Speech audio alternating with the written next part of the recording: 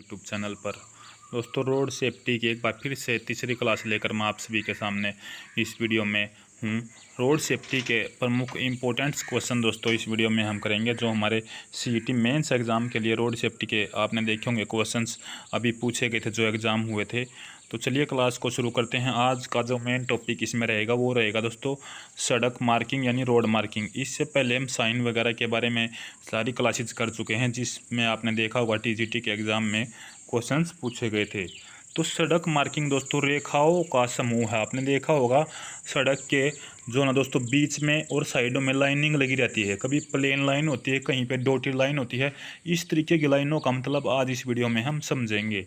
सड़क की सतह पर पेंट किया गया स्थापित डिजाइन जो हो सड़क यातायात के संचालन को सुगम बनाता है। यह वाहनों की पार्किंग या पार्किंग न किए जाने वाले स्थानों को चिन्हित करने तथा अनेक महत्वपूर्ण सूचनाएं उपलब्ध कराने में सहायक होते हैं।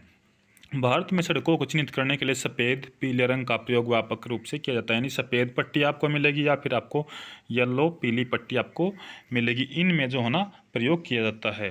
सफ़ेद या पीले रंग के साथ काले रंग का प्रयोग जो ना किनारों तथा वस्तुओं को चिन्हित करने के लिए किया जाता है। मध्य रेखाएं दो लेन वाली सड़कों के लिए जो है ना सिर्फ मध्य रेखा होती है और साइड लाइन होती है। दो मार्गीय सड़क जिसे किसी भी प्रकार की रोलिंग या निर्माण द्वारा विभाजित नहीं किया जाता, तो मध्य रेखा ही विपरीत दिशा से आने वाले यातायात के प्रवाह को सुगम बनाती है। जैसे आप देखिए दोस्तों, ये अलग अलग रोड हैं। अगर ये सिंगल रोड होता तो सिंपल एक पट्टी बीच में होती जो अलग अलग जो ना साइड को दिखाती। जैसे अब यहाँ पे देख सकते हैं एकल खंडित रेखा ये हो सकती थी। उसके बाद देखिएगा यहाँ से चलते हैं, एकल निरंतर या स्थूल रेखा जो है ना बैरियर रेखा इसमें हो सकती है, या फिर एक दोहरी स्थूल रेखा या स्थूल रेखा व खंडित रेखा का इसमें संयोजन हो सकता है। अब बात कर लेते हैं इन सभी का। सबसे पहले बात कर लेते हैं दोस्तों, यहाँ से देखते हैं एकल तथा दोहरी स्थूल रेखा चाहे वह सफ़ेद हो या पीली रेखा हो, इनको क्रॉस नहीं किया जाना चाहिए और ना ही उसके ऊपर चलना चाहिए। दो मध्य रेखा वाली सड़क जिसमें एक रेखा स्थूल है और दूसरी विखंडित, तो इनका महत्व तभी है जब संयोजन बाईं ओर यानी लेफ्ट है। यदि चालक को दोबारा जैसे चालक इसमें देख सकता है पीछे के, और ऐसे मामले में वाहन चालक को सावधान रहना चाहिए और मध्य रेखा को क्रॉस न करे और न ही उसके ऊपर से गुजरे, क्योंकि इसमें एक्सीडेंट का बहुत खतरा रहता है। अब यहाँ पे देखिएगा दोहरी व सफ़ेद पीली रेखाएं। दोहरी निरंतर रेखाओं का प्रयोग यहाँ पे किया जाता है। क्वेश्चन आपसे पूछ लेगा दोहरी सफ़ेद या फिर पीली रेखाओं का प्रयोग कहाँ पे किया जाता है, तो राइट आंसर यहाँ पे रहेगा दोस्तों जहाँ पर दोनों दिशाओं में दृश्यता साफ न हो, यानी कि सिंगल रोड हो और दोनों ही दृश्य दोनों ही साइड आपके जो ना दृश्यता यानी जो दिखाई न दे स्पष्ट रूप से, वहाँ पर इनका प्रयोग किया जाता है। यहाँ किसी भी दिशा से आने वाले यातायात को मध्य रेखा से क्रॉस करने की अनुमति नहीं होती। यानी कि ऐसी रेखा इसी जगह मिलेगी दोस्तों जहाँ से आपको रोड क्रॉस करने की अनुमति नहीं होती है, यानी दृश्यता यहाँ पे साफ नहीं होती है। उसके बाद स्थूल या विखंडित रेखाओं का संयोजन। ये ऐसा दोस्तों, यदि विखंडित रेखा आपकी ओर है तो आप उसे पार कर सकते हैं या उसके ऊपर से निकल सकते हैं या ओवरटेक कर सकते हैं। तो स्थूल या विखंडित रेखाओं का जहाँ पे संयोजन होगा वहाँ पे आपको इशारा होगा कि आप ये रेखा आपकी ओर है, आप या तो उसे पार कर ले यानी ओवरटेक कर ले, या फिर उसके ऊपर से निकल जाएं यानी कि क्रॉसिंग कर लें। यदि निरंतर रेखा आपकी ओर है तो आप उसे क्रॉस या ओवरलैप नहीं कर सकते। उसके बाद एकल पीली रेखा क्या है, इस रेखा में दाईं ओर मुड़ने या यू टर्न लेने के अतिरिक्त किसी भी स्थिति में क्रॉस नहीं कर सकते। यानी कि कहीं पे भी आपको पीली लाइन दिखेगी एकल पीली रेखा, तो आप या तो राइट हैंड साइड मुड़ सकते हैं या फिर यू टर्न आपको लेने की जो है ना बस यू टर्न लेने की इजाज़त होगी, ना कि आपको उसको क्रॉस करने की अपोजिट साइड में जाने की। उसके बाद स्टॉप लाइन। स्टॉप लाइन दोस्तों एक स्थूल रेखा है जो सड़क पर जेब्रा क्रॉसिंग तथा इंटरसेक्शनों से पूर्व आर पार होती है। यह रेखा दर्शाती कि लाल सिग्नल होने पर यातायात पुलिसकर्मी द्वारा निर्देश किया जाने वाले सभी वाहनों को इस रेखा से पीछे रुकना है। यानी कि आपने बहुत सारी जगह देखा होगा दोस्तों, जहाँ पर भी लाल रेड लाइट होती है वहाँ पर एक पट्टी होती है, वो होती है स्टॉप लाइन। यानी कि सभी वाहनों को रेड लाइट होने पर उस जो है ना पट्टी से पीछे रुकना है। अगर कोई भी गलती से आगे जाता तो बहुत सारा आपने देखा होगा अभी जो ना रेड लाइट वगैरह पर ऑनलाइन कैमरों के द्वारा ही चालान हो जाते हैं, वो इसीलिए होते हैं कि कहीं आपने उस रेखा को जो है ना क्रॉस तो नहीं किया है। अब है गिव वे रेखा। गिव वे रेखा सामान्यतः दोहरी बिंदुओं से चिन्हित रेखा है जो जंक्शनों पर तिरछी चिन्हित होती है या फिर सड़क की सतह पर बिंदुयुक्त रेखाओं या पूर्व मार्किंग के साथ में जो है होती है। उसके बाद आगे देख लेते हैं दोस्तों, चौड़ी या छोर रेखाएं, ये सड़क के छोर पर निरंतर चलने वाली रेखाएं, यानी कि सड़क के दोनों ही किनारों के साथ चढ़ने वाली ये रेखाएं होती हैं। नाम से भी आप समझ सकते हैं चौड़ी या छोर रेखाएं। छोर होते हैं किनारे दोस्तों, यानी सड़क के किनारों पर जो रेखा खींची गई है, यानी कि आप उससे नीचे अपने वाहन को न उतारें। उसके बाद है दोस्तों पार्किंग प्रतिबंधित रेखा है। नो पार्किंग साइन स्थित एक स्थूल निरंतर पीली रेखा भी जो ना नो पार्किंग की सीमा दर्शाती है, यानी कि दोस्तों येलो लाइन के अंदर तक आप जो है ना उसमें गाड़ी को पार्किंग नहीं कर सकते। उसके बाद पैदल पथ जो क्रॉसिंग है, ये वैकल्पिक रूप से काली व सफ़ेद पट्टियाँ होती है। आपने देखा होगा जहाँ पर रेड लाइट वगैरह होती है वहाँ पे काली और सफ़ेद पट्टियों का एक संगम बनाया जाता है, ताकि पैदल पथ यानी पैदल रोड क्रॉसिंग का वो आपको साइन बताता है। उसके बाद आगे देखते हैं, ये देखिएगा आप सिंबल देख भी सकते हैं। आगे दोस्तों सुरक्षा के बारे में जानकारी, रोड सेफ्टी के बारे में। अब सबसे पहले बात कर लेते हैं ड्राइविंग लाइसेंस। किसी भी व्हीकल को चलाने के लिए दोस्तों आपको ड्राइविंग लाइसेंस यानी डीएल की ज़रूरत पड़ती है। अब ड्राइविंग लाइसेंस बनता कैसे है, ज़रूरत क्यों होती है और कितने का इनके ऊपर चलान होता है अगर ड्राइविंग लाइसेंस नहीं होते, तो सभी जानकारी दोस्तों हम आगे आने वाली वीडियो में जानकारी प्राप्त करते रहेंगे। बात करते हैं किसी भी सार्वजनिक स्थान पर मोटर वाहन चलाने के लिए ड्राइविंग लाइसेंस अति आवश्यक दस्तावेज है। तो ड्राइविंग लाइसेंस जो ना दोस्तों स्थानीय परिवहन प्राधिकरण जो लोकल जो ना दोस्तों जैसे हरियाणा में होंगे तो आप हरियाणा के अंदर ये आपका ड्राइविंग लाइसेंस बनेगा।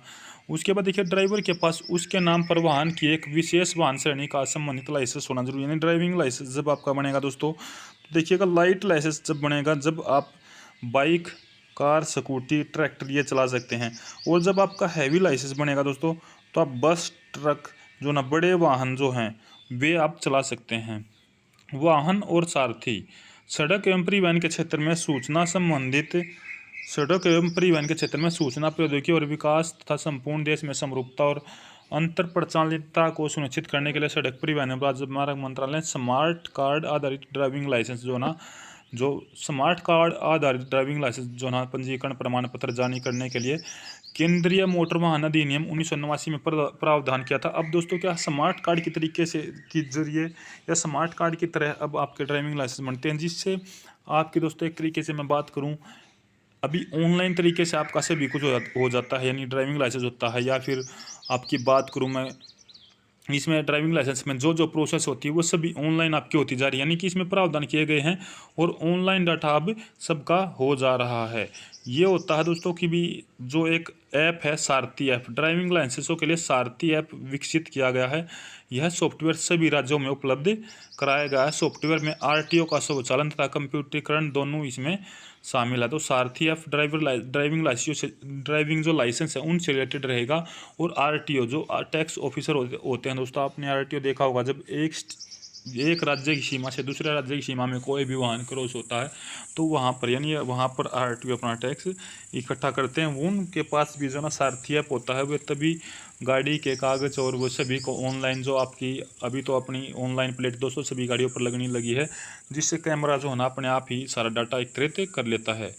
उसके बाद आगे चलते हैं, ये आपको ड्राइविंग लाइसेंस की पिक्चर जैसे आपको दिखाई दे रही किस तरीके का ड्राइविंग लाइसेंस होता है, इसके बारे में आगे चलते हैं। मोटे तौर पर दो प्रकार के ड्राइविंग लाइसेंस होते हैं। प्रशिक्षु लाइसेंस यानी सीखने वाले का लाइसेंस, यह एक अस्थायी लाइसेंस बनता है दोस्तों जो 6 महीने के लिए वैध होता है। क्योंकि ये 6 महीने के लिए वैध क्यों होता है, यानी कि ये होता है ड्राइविंग सीखने के लिए, केवल ड्राइविंग सीखने तक आपका ये वैलिड रहता है, तो इसलिए इसे नाम दिया गया प्रशिक्षु लाइसेंस यानी सीखने का लाइसेंस। उसके बाद स्थायी लाइसेंस। स्थायी लाइसेंस दोस्तों क्या है, अंतिम दस्तावेजी प्राधिकारी जो आपको वैध ड्राइविंग के लिए प्राधिकृत करता है, ये होता है आपका स्थायी लाइसेंस। प्रशिक्षु लाइसेंस जारी होने की तारीख से 1 महीना पूरा होने तक स्थायी लाइसेंस के लिए आवेदन किया जा सकता है। यानी जब तक आपका जो ना प्रशिक्षु यानी सीखने वाला जो लाइसेंस होता है उसका 1 महीना रहता है, तो आप स्थायी लाइसेंस के लिए जो है ना अपने कागज़ वगैरह या आवेदन उसमें कर सकते हैं। उसके बाद पात्रता यानी एलिजिबिलिटी क्या है, ड्राइविंग लाइसेंस के लिए आवेदक की उम्र आवेदन की तारीख के दिन 18 वर्ष की होनी चाहिए। यानी कि जो 18 वर्ष तक का कैंडिडेट जो है ना 18 वर्ष या फिर 18 वर्ष से ज़्यादा कैंडिडेट इसमें क्या है अपना ड्राइविंग लाइसेंस बनवा सकता है। वाणिज्यिक वाहनों के लिए आवेदक की उम्र 20 होनी चाहिए, यानी कॉमर्शियल जो वाहन हैं। और 50 सीसी तक के इंजन क्षमता वाले वाहनों के लिए आवेदक की उम्र 16 वर्ष होनी चाहिए। साथ ही उसके अभिभावक संरक्षक की सहमति भी इसमें होना चाहिए। तो यानी कि 16 वर्ष का जो दोस्तों लाइसेंस बनवाता है तो उनके अभिभावकों की भी सहमति उसमें ज़रूरी होनी चाहिए। अब प्रशिक्षु का लाइसेंस कैसे प्राप्त कर सकते हैं, तो यहाँ पे कुछ दस्तावेज दिए गए हैं संबंधित, इनसे आप भरकर आप जमा कराते हैं। जैसे आवेदन फार्म में स्थानीय परिवहन प्राधिकरण है, जैसे हरियाणा की बात करूँ तो हरियाणा के अंदर अलग कोई राज्य है तो अलग राज्य के अंदर। उसके बाद निवास प्रमाण पत्र, आपने जो आवेदक के 3 पासपोर्ट साइज फ़ोटो, आयु प्रमाण पत्र, ये आपके रहेंगे दोस्तों। आगे फार्म नंबर ए में चिकित्सा यानी मेडिकल और फार्म नंबर 1 में चिकित्सा फिटनेस। उसके बाद प्राधिकरण द्वारा तय की गई अपेक्षित फीस यानी जो फीस आपकी ऑनलाइन कटती है, तो ये सभी आपका रहेगा। उसके बाद दस्तावेजों की सत्यापन के बाद आवेदक की वर्णनाद्यता, यानी कि दोस्तों आपसे भी जानते हैं जो कलर, एक तरीके से बात करूँ मैं, कलर ब्लाइंडनेस होते हैं तो उनकी भी चेक की जाती है मेडिकल के टाइम पर। इसके बाद बस 20 बहुविकल्पीय वस्तुनिष्ठ सवालों के साथ एक टेस्ट आयोजित किया जाता है। जो इस टेस्ट को पास कर लेता है दोस्तों, उसका प्रशिक्षु लाइसेंस यानी लर्नर लाइसेंस जो है ना वो जारी कर दिया जाता है। उसके बाद यह लाइसेंस, स्थायी लाइसेंस प्राप्त करने के लिए जो ना क्या क्या स्थायी जो लाइसेंस प्राप्त करना है उसके लिए क्या कंडीशन होगी, तो आवेदक के पास सबसे पहले स्थायी लाइसेंस आपको प्राप्त करना है तो लर्न लाइसेंस यानी जिसे हम लर्निंग दोस्तों बोलते हैं, वो लाइसेंस आपके पास होना चाहिए। लर्नर लाइसेंस जारी होने की तारीख से 30 दिन के बाद और 180 दिनों के भीतर स्थायी लाइसेंस के लिए आवेदन किया जा सकता है। आवेदक को ड्राइविंग यातायात के नियमों, विनिमय और वाहन प्रणाली के बारे में परिचित होना चाहिए, उस सभी उसको रूल वगैरह प्राप्त होना चाहिए जब आप स्थायी लाइसेंस के बारे में जो है ना फाइल अपनी लगाते हैं। उसके लिए आवश्यक दस्तावेज आप ये देख सकते हैं, ये आपके होने चाहिए। और जो स्थायी लाइसेंस प्राप्त करता है तो 7 दिन बाद ड्राइविंग टेस्ट में भाग ले सकता है, यानी कि उनकी जो ट्रेनिंग आपकी होती है। जैसे दोस्तों अपने जो ट्रेनिंग संस्थान हरियाणा के अंदर मूर्थल में है और भी कई जगह है, तो ड्राइविंग ट्रेनिंग संस्थान ये अपने होते हैं, मूर्थल में है, रोहतक में है, अलग अलग जिलों में भी ये हैं। उसके बाद आगे बात करता हूँ मैं, अगला रहेगा दुर्घटनाओं के सामान्य कारण। ये दुर्घटनाओं का परिचय है दोस्तों दिया गया है भारत में भी। इनसे इतना थोड़ा सा कुछ ज़्यादा डाटा हमें नहीं देखना दोस्तों, क्योंकि ये तो चलता ही रहता है। लेकिन दुर्घटनाओं के सामान्य कारण क्या है ये पूछ लेगा, मान लीजिएगा आपसे क्वेश्चन की दुर्घटनाओं के कारण क्या है। पहला, बहुत तेज़ गति से वाहन चलाना, ये आपका क्वेश्चन पूछा भी गया था। दूसरा, नशे में गाड़ी चलाना, क्योंकि दोनों ही कारण हैं। ड्राइवर का ध्यान बटाने वाली चीज़ें भी जो न कहीं सड़क दुर्घटनाओं का कारण बनती हैं। लाल बत्ती को उल्लंघना भी आपका दुर्घटना का कारण बनेगा। उसके बाद आगे बात करते हैं सीट बेल्ट और हेलमेट जैसे साधनों का जो न उपयोग न करना। लेन ड्राइविंग का पालन न करना, यानी आप एक लाइन में चल रहे हो तो आपको उसी लाइन में चलना है दोस्तों, और गलत तरीके से आप ओवरटेकिंग करेंगे तो एक्सीडेंट का खतरा होता है। तो ये मेन जो कारण है, ये आपके क्वेश्चन देगा, 3 आपसे देगा, एक अलग दे देगा, तो आपसे पूछ लेगा इनमें गलत कौन सा, या 3 गलत देगा, एक ठीक पूछ लेगा। तो इस तरीके से आपको ध्यान रखना है। अगला है बहुत तेज़ गति से वाहन चलाना है, तो ये भी आपको क्या है, बात करूँ मैं एक तरीके से जो ना दुर्घटना को बढ़ावा देता बहुत तेज़ गति से वाहन चलाना। जो वाहन है वो स्पीड लिमिट के अनुसार ही चलाना चाहिए। मेन चीज़ ये रहेंगी, जहाँ पर जो स्पीड लिमिट दी गई है उस स्पीड लिमिट के हिसाब से चलाए, सतर्कता से चलाए। वाहन चलाते समय सीट बेल्ट, अगर आप गाड़ी में चला रहे तो सीट बेल्ट, दोपहिया वाहन पर तो हेलमेट का प्रयोग करना चाहिए। सभी जो रूल हैं दोस्तों उनसे ही। उसके बाद आगे है नशे में गाड़ी चलाना, तो नशे में गाड़ी चलाना तो खुद को दोस्तों क्या है भी मौत के हवाले करना होता है। तो नशा न करें जब ड्राइविंग जो होना चलाएं, तो ये भी एक दुर्घटना का कारण है। जैसा कि आप दिखाई दे रही है नशे में है और किस तरीके से गाड़ी आपको उड़ती हुई दिखाई दे रही है। उसके बाद ड्राइविंग करते वक्त फ़ोन का इस्तेमाल, ये भी दुर्घटना का कारण है, तो इससे भी आप दोस्तों ध्यान रखिएगा। उसके बाद ड्राइवर का ध्यान बटाने वाली चीज़ें, जैसे गाड़ी वगैरह चला रहे तो गाड़ी में कुछ ऐसी चीज़ें हैं कि जो ड्राइवर का ध्यान की तरफ जाए, या ड्राइवर की जो साइड में बैठे हैं कोई भी जो ड्राइवर का ध्यान बटाता, चाहे फ़ोन से रिलेटेड हो या और भी कुछ, तो ऐसी चीज़ भी आपकी दुर्घटनाएं का शिकार होती हैं। उसके बाद आगे बात करता हूँ विज्ञापन और सूचना पट या वाहन चलाते हुए खाना पीना, ये भी चीज़ है। कई बार मैंने देखा कि वाहन चलाते हुए ड्राइवर कोई कोल्ड ड्रिंक पीता रहता है, कोई नशा करता, तो विज्ञापन देखने लगता है। इस तरीके का भी ध्यान नहीं होना चाहिए। लाल बत्ती को लांघना, ये तो मैंने आपको बता ही दिया। अगर रेड क्रॉसिंग, रेड जो ना कहीं पर दोस्तों जो चौक पर आपने देखा होगा, जो लाल बत्ती अगर हम उसको क्रॉस करते हैं, जो स्टॉप लाइन है उसको ही क्रॉस करते हैं, क्योंकि जो लाइनिंग है वो दूसरी साइड से चलती रहती है। तो जैसे ही हम क्रॉस करेंगे दूसरी साइड वाले वाहन हमारी गाड़ी को टक्कर मारेंगे, तो ये भी एक दुर्घटना का कारण है। उसके बाद है सीट बेल्ट और हेलमेट जैसे सुरक्षा साधनों की उपेक्षा, ये मैंने बता ही दिया। गाड़ी में चल रहे हैं यहाँ पर आप सीट बेल्ट नहीं लगाएंगे, या फिर दोपहिया वाहन पर चल रहे हैं हेलमेट वगैरह नहीं लगाते हैं, तो जान का खतरा तो है ही है, साथ में दोस्तों ये भी दुर्घटना का कारण बनते हैं।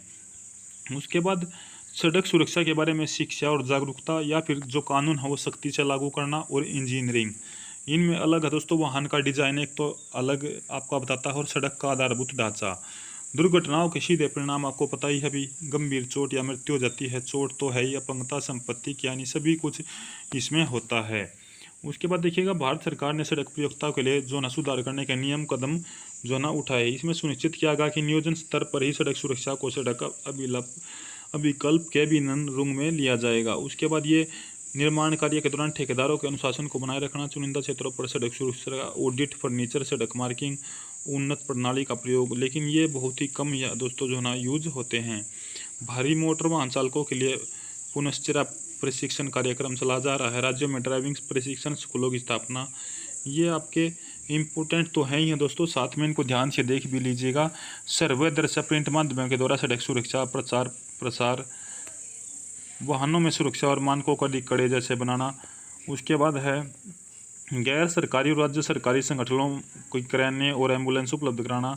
50 किलोमीटर दूरी पर एम्बुलेंस जो है ना अपने राजमार्ग पर, आपने देखा होगा टोल जो सुविधाएं होती हैं वे ये चीज़ देती हैं। राष्ट्रीय राजमार्गों को 2 लेन से 4 लेन तथा 4 से 6 लेन का बनाना, ये भी आपका इसमें है। राज्यों में ड्राइविंग स्कूलों की प्रशिक्षण की स्थापना, ये आपका सभी कुछ इसमें है। देखिए 2 लेन से 4 लेन का करना, ये रोड व्यवस्था का, सड़क जो सुरक्षा उसके प्रति जो ना सामाजिक अभियान भी चलता है जागरूकता करने के लिए। उसके बाद अगला दोस्तों चैप्टर 4 आ गया, सड़क दुर्घटना में पीड़ित की मदद कैसे करें। ये हम अगली क्लास में करेंगे यहाँ से दोस्तों। तो इस वीडियो में फिलहाल इतना ही। वीडियो को पूरा जरूर देखिएगा, ध्यान से सुनिएगा और ज़्यादा से ज़्यादा शेयर कर दीजिएगा। चैनल पर पहली बार आए तो सब्सक्राइब जरूर कर लीजिएगा, साथ में बेल आइकन भी दबा लीजिएगा। इस वीडियो में फिलहाल इतना ही। धन्यवाद। जय हिंद, जय भारत, जय हरियाणा।